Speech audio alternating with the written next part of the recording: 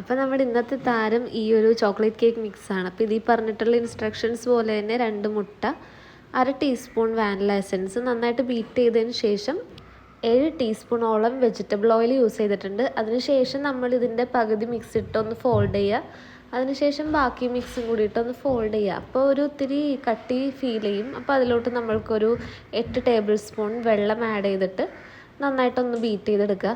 എന്നിട്ട് നമ്മൾ 6 ഇഞ്ചിൻ്റെ പാനിലോട്ട് ഇതൊരു 1/2 kg കേക്ക് ഉണ്ടാക്കാൻ പറ്റുന്ന ഒരു മിക്സാണ്. അത് ചെയ്ത് അപ്പോൾ നമ്മൾ ബേക്കായി വന്നിട്ടുണ്ട്. 180 ഒരു 30 മിനിറ്റ്സ് മതി. അങ്ങനെ നമ്മളത് കട്ട് ചെയ്തൊക്കെ എടുത്തു.